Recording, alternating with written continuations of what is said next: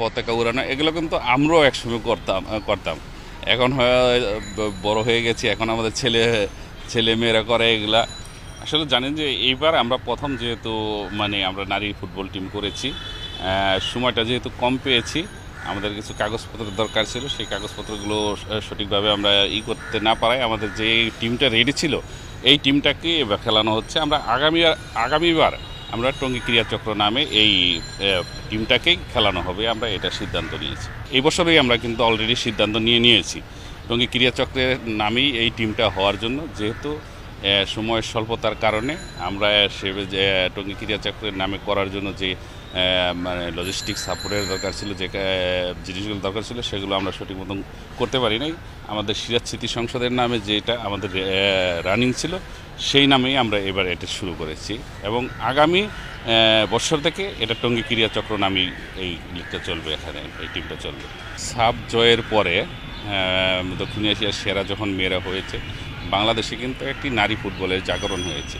আপনি ইতিমধ্যে লক্ষ্য করেছেন যে আজ থেকে বাংলাদেশে সর্ববৃহৎ যেটা মহিলাদের প্রিমিয়ার লিগ সেই লিগ কিন্তু শুরু হয়েছে এবং এখানে কিন্তু 12টি দল অংশগ্রহণ করেছে।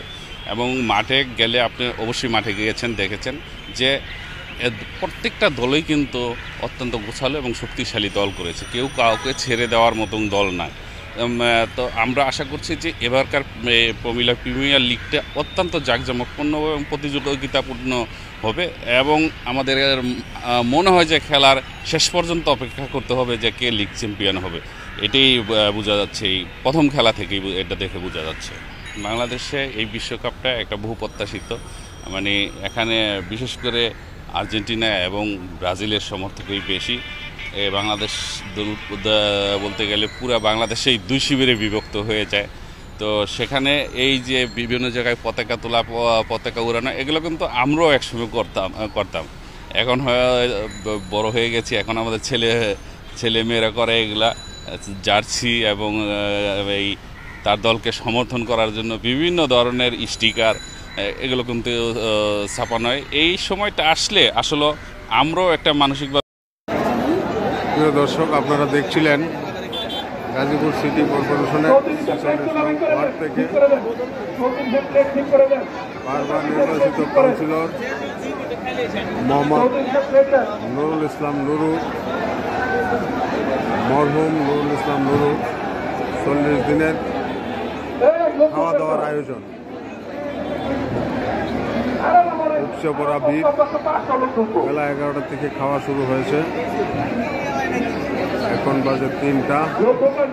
তারপরেও হাজারো লোকের সমাগম খাওয়ার জন্য।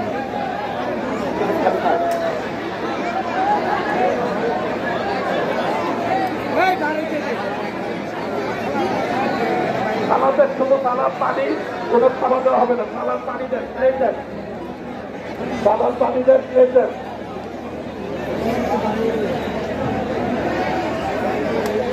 আস্তে আস্তে আসেন, আস্তে আস্তে আসেন, আস্তে আস্তে আসেন, আস্তে আস্তে আসেন।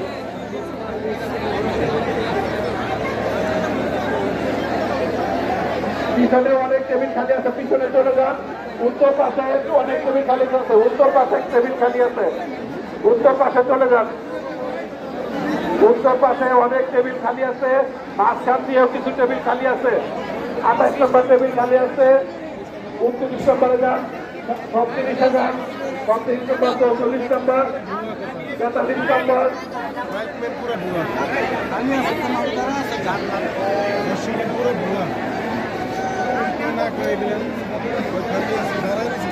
আমাদের পর্যাপ্ত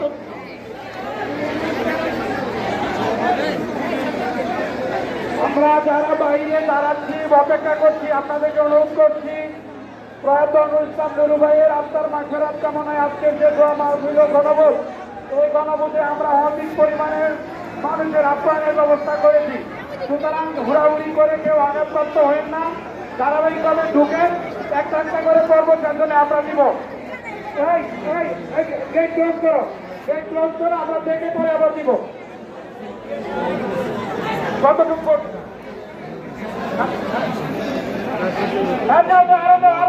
আরো 200 লোক আসবে, আরো 150-200 লোক ঢোকাও। আত্মার মাগফিরাত কামনায় বনভোজের আয়োজন।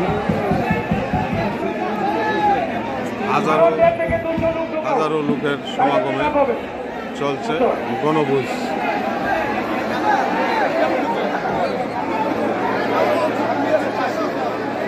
আমাদের গেটটা অনেক দুর্বল, দয়া করে কেউ গেটে ডাকাডাকি করবে না, একটা দুর্ঘটনা ঘটে যাবে। সবার কাছে অনুরোধ করছি।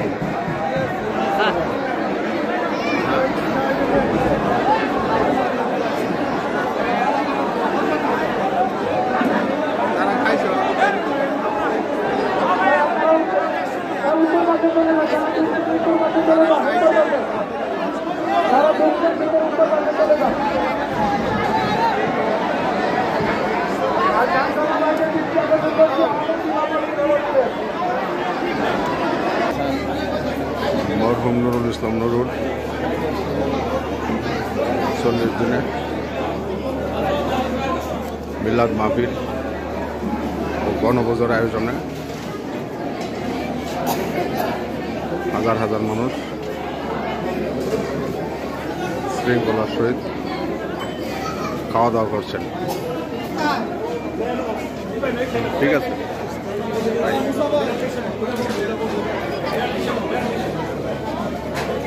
আকাশ ভাই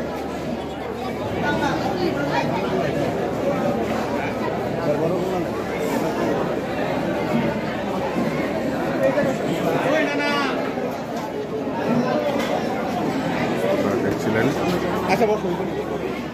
বনভোজের বিশাল আয়োজন।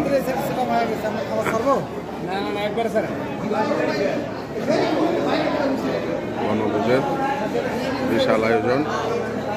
কাউন্সিলর নুরুল ইসলাম নুরুল ভাই রফিকুল ইসলাম নিরিবিলি এক জায়গায় বসে আছেন।